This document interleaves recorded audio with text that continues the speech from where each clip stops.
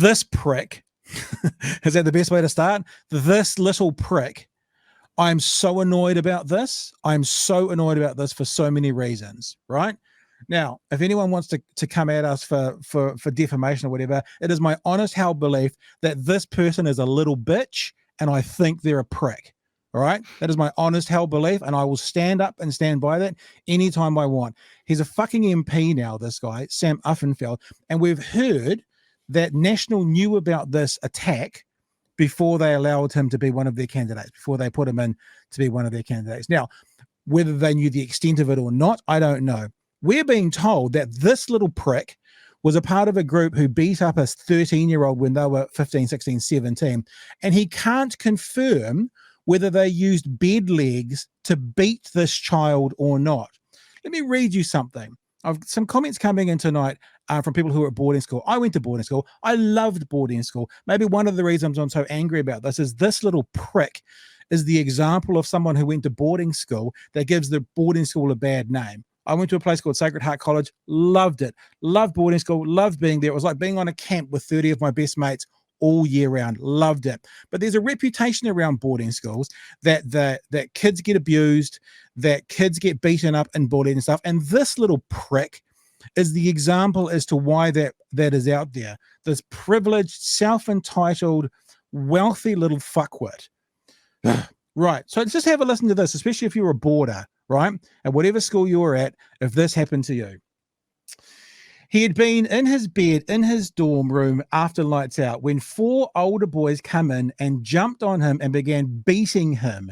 He said, this is the guy who was attacked. He said he thought the boys had been using wooden bed legs unscrewed from their dorms. I was covering my head. They were smashing me, he said. I don't remember much, but when it was over, everyone ran into the next dorm and lay down on the floor between the beds there to hide. The victim says later on there were photos taken of his injuries. They show the skinny little white kid covered in bruises, he said. His ribs weren't cracked, but there was some damage to cartilage. Now, another reason I'm pretty pissed about this and pretty passionate about it is, let's just be honest, right? I'm going to play the race card. If this was a brown, poor kid from South Auckland, first of all, he wouldn't have been, quote, asked to leave. He would have been fucking expelled. How can you, what's this language going around the media at the moment that this little prick was asked to leave because he assaulted a 13-year-old, potentially with a wooden bed leg? The other thing this little prick, this little asshole, this little fuckwit has come out saying today was this, quote, "It was one of the silliest, stupidest things I've ever done. I really regretted it, and I do really regret it still." Just let that mull on you for a minute. This was one of the silliest, stupidest things. So this is not the stupidest thing he's ever done. This was one of them. So what else has this little prick been up to be anywhere that in any kind of leadership role in this country? This little prick, if he was a brown poor boy from South Auckland at a boarding school, there'd be words like violent offender. There'd be words like anger. There's no way they'd be walking into a position like this with this being hidden away from the voters until it gets brought out by the victim as the person who's brought this story out. And the reason the victims brought this story out was because this little prick apologized to him just before he went into politics. Oh, there's a coincidence. He just felt after 20 years that was the right time to try and mea culpa to the guy he potentially beat with a wooden leg from a bed.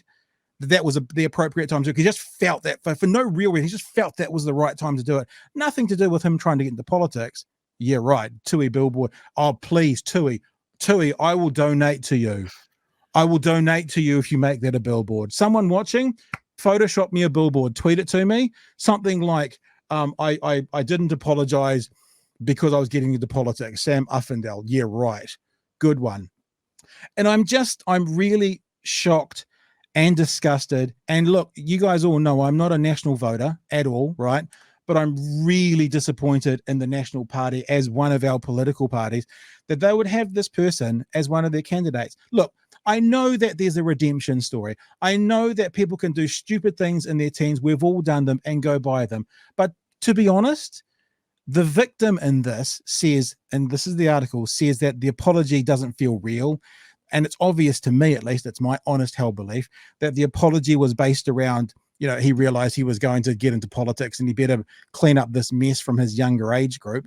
And just the idea that and I'll say this, it feels to me, when you're wealthy and privileged and white, you get asked to leave King's College after you assault someone. When you're poor and brown and in South Auckland, well, then what happens is you get expelled, So I'm just, I'm completely over it.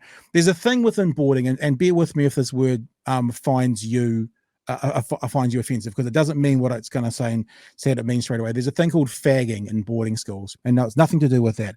It comes from the 1700s in England, and fagging is when older boys basically have the younger boys as servants. That's what it's called. And I was at boarding school in the 1990s. I went to Sacred Heart College. I had friends who were at King's College. This is the school that this guy is from. Now, in that situation, fagging was still happening at King's, right? It was still going on. It was still happening, and it was a part of everyday life. Often fagging, which is a power imbalance between boys with no frontal lobe development, turns into an abusive relationship. And when I read this story, that's all I could think of.